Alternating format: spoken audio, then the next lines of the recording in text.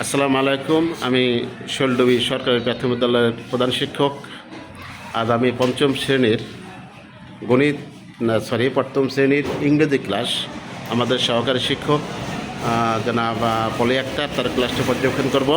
আমার হাতে কিন্তু একটা পর্যবেক্ষণ ছক আছে, আপনারা দেখতে পাচ্ছেন যে গাইডলাইন অনুযায়ী এবং আমাদের পাঠ পরিক্রম অনুযায়ী ক্লাসটা নিচ্ছে কিনা আমি সবই পর্যবেক্ষণ করব। তো সকলকে ধন্যবাদ, আপনারা দেখতে থাকুন।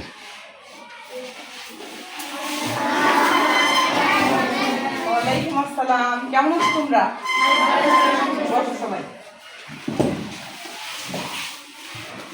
Good morning student. How are you today?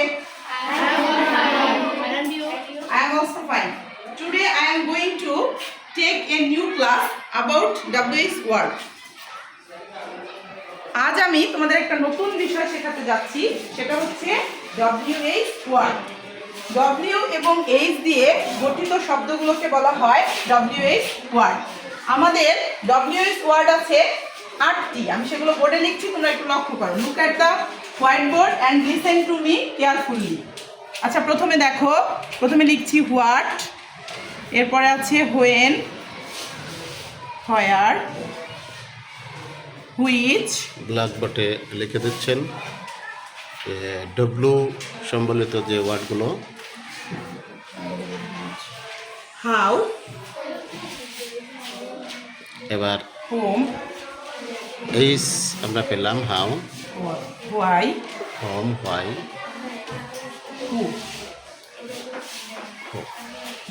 আচ্ছা দেখো, তোমরা একটু খেয়াল করো, আমরা আমাদের পরীক্ষায় 8 নম্বর প্রশ্নের উত্তর, অর্থাৎ 8 নম্বর প্রশ্নে তোমাদের এই আইটেমটা থাকবে, সেটা হচ্ছে WH ওয়ার্ড। তোমাকে কিছু সেন্টেন্স দেওয়া থাকবে, 5টা সেন্টেন্স দেওয়া থাকবে এবং বলা থাকবে 5টা WH কোশ্চেন তৈরি করতে। 5টা সেন্টেন্সের মধ্যে কিছু সেন্টেন্সের কিছু কিছু ওয়ার্ডে আন্ডারলাইন করা থাকবে, মানে দাগ দেওয়া থাকবে নিচে, ঠিক আছে? সেই দাগ দেওয়া শব্দটাকে বেস করে তোমাকে WH কোশ্চেন তৈরি করতে হবে। খেয়াল করো, আমরা আগে অর্থটা দেখি। ওয়ার্ড শব্দের অর্থ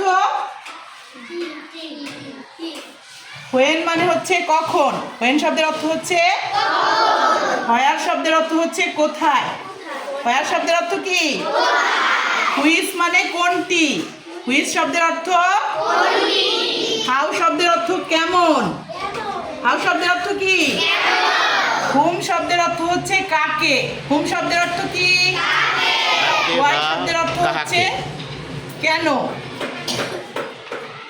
হোয়াই শব্দের অর্থ কি, হু শব্দের অর্থ হচ্ছে কে। কেন বানানটা কি হয়েছে, কেন বানানটা করে কেন। আচ্ছা দেখো, এখন আমরা আজকে WH ওয়ার্ড যেগুলো আছে তার মধ্যে আমরা আজকে 4টা নিয়ে আলোচনা করব। কয়টা নিয়ে আলোচনা করব? আচ্ছা দেখো, একটু খেয়াল করো, প্রথমে আমরা এই জিনিসটা খেয়াল করো। হোয়ার শব্দের অর্থ হচ্ছে কোথায়।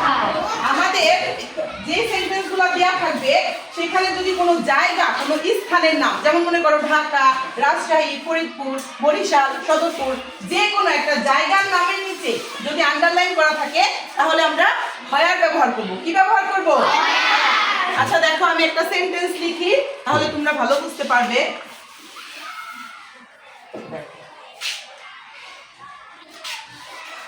পাশে লিখি, নাহলে তোমরা বুঝতে পারবে না ভালো করে। আচ্ছা দেখো, নাম্বার 1 একটা প্রশ্ন লিখি, Seema is going to Chittagong. Seema is going to, আচ্ছা সীমা কি চট্টগ্রাম যাচ্ছিল না? আচ্ছা দেখো, এখানে এরকম করে আন্ডারলাইন করা থাকবে টু চট্টগ্রাম, অর্থাৎ চট্টগ্রামের নিচে আন্ডারলাইন করা, তাই না? খেয়াল করো, look at the white board and listen to me and cooperate with me please. আমি একটু আগে বলেছিলাম যদি কোনো স্থানের নামের নিচে আন্ডারলাইন করা থাকে তাহলে আমরা কি ব্যবহার করব? হোয়ার। সবাই খেয়াল করে বলতে হবে, আমরা কি ব্যবহার করব? দেখো, হোয়ারের পরে আমাদের অক্সিলারি ভার্ব আছে, সেটা ব্যবহার করতে হবে। দেখো, হোয়ার ইজ সীমা গোয়িং। আমি যদি প্রশ্নটা বাংলায় করি, সীমা কোথায় যাচ্ছে, তাহলে তোমরা উত্তর দাও কিভাবে, যে সীমা চট্টগ্রাম যাচ্ছে। হোয়ার ইজ সীমা গোয়িং, তখন তোমরা বলবে কি, সীমা ইজ গোয়িং টু বলো চট্টগ্রাম। ভেরি গুড, এইভাবে আমরা করব। আচ্ছা দেখো দ্বিতীয়টা, যদি কোনো ব্যক্তি অর্থাৎ কারোর নাম, যেমন মনে করো আমাদের সৈকত ইসলাম আছে, Raju is a fire fighter, অর্থাৎ রাজু নামের একটা মানে প্যাসেজ আছে আমাদের বইয়ে, তারপরে সীমা আছে না? যদি কোনো ব্যক্তি অর্থাৎ কোনো ব্যক্তির নামের নিচে আন্ডারলাইন করা থাকে তাহলে আমরা হু ব্যবহার করে ডাব্লিউএস কোশ্চেন তৈরি করব। যেমন দেখো আমি লিখলাম রাকা ইজ অ্যাট হোম টুডে। রাকা আজ বাড়িতে আছে, আমরা এটা পড়েছিলাম না? মনে করো রাকা দিলাম, সীমা দিলাম, যে কোনো একটা নাম। এখন রাকার নিচে এভাবে আন্ডারলাইন করা আছে। রাকা কি একটা নাম না? একটু আগে কিন্তু বলেছিলাম যে যদি কোনো নামের নিচে আন্ডারলাইন করা থাকে তাহলে আমরা হু ব্যবহার করব। কি ব্যবহার করব? আচ্ছা দেখো আর কোনো পরিবর্তন হবে না। যখন আমরা হু দিয়ে ডাব্লিউএস কোশ্চেন তৈরি করব তখন কিন্তু আর কোনো পরিবর্তন হবে না। এই দেখো রাকা, এই নামটার নিচে আন্ডারলাইন করা আছে, আমি এই নামটার পরিবর্তে নিয়ে আসবো হু। কি নিয়ে আসবো? হু। এখন বাকি যে অংশটুকু আছে সেটুকু তুলে আমি প্রশ্নবোধক চিহ্ন দিব। তাহলে who is at home today. Who is at home today, এই যে প্রশ্নবোধক চিহ্ন। আরেকটা কথা বলি, ডব্লিউএস কোশ্চেন মানেই কিন্তু প্রশ্নবোধক। তোমরা যদি পুরো সেন্টেন্সটা ঠিক লিখো কিন্তু প্রশ্নবোধক চিহ্নটা না দাও তাহলে টিচার কিন্তু 1 মার্কও তোমাকে দিবে না। ঠিক আছে? 5টা সেন্টেন্স থাকবে পরীক্ষায়, এখানে মোট 10 মার্ক। কত মার্ক? 10। এক একটায় 2 করে, 5 দিয়ে গুণে 10। এখন দেখো এই জন্য যদি তুমি এই কোশ্চেন মার্কটা ব্যবহার না করো তাহলে কিন্তু টিচার চাইলে তোমাকে নাম্বার দিতেও পারে, নাও দিতে পারে, না দেওয়ার সম্ভাবনাটাই বেশি।